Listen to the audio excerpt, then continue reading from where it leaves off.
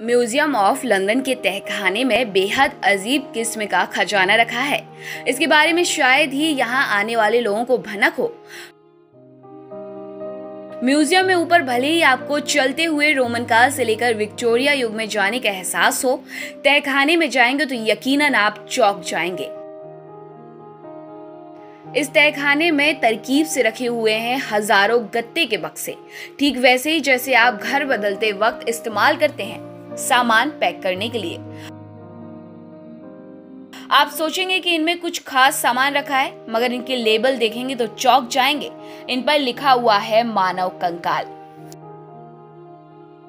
बरसों पहले खत्म हो चुकी जिंदगियों के ये सबूत लंदन और उसके आसपास की खुदाई के दौरान मिले हैं।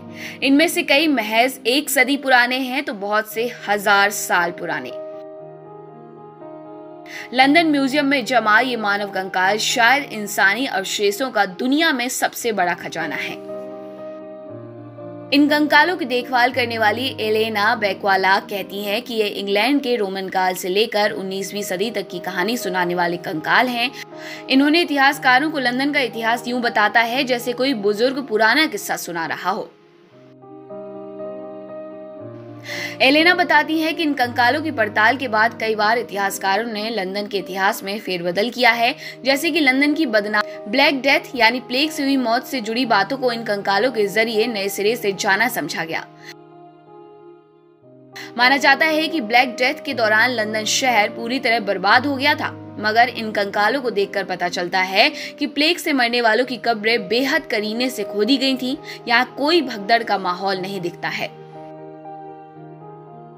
ये माना जाता है कि मध्य युग में इंसान दांतों की सफाई को लेकर बेपरवाह थे।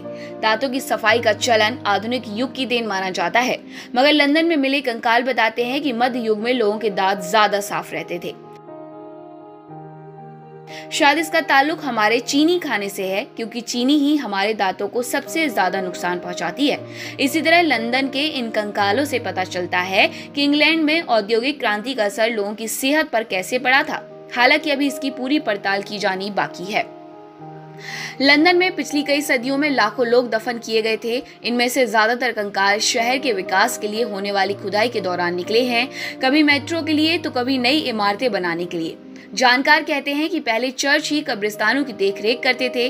कई बार जब चर्चों को अपने स्कूल का विस्तार करना होता था तो वो पुराने कब्रिस्तानों को ही बेच देते थे। इन्हीं की खुदाई के दौरान बहुत से कंकाल मिले, जैसे कि 2011 में चर्च ऑफ इंग्लैंड के प्राइमरी स्कूल के खेल के मैदान की खुदाई में 959 कंकाल मिले थे। सब्सक्राइब करें हमारे चैनल देश ऑनलाइन पल्स ऑफ पीपल और बेल आइकन को क्लिक करना ना भूलें, ताकि आप अपडेट रहे हमारे नई वीडियो से।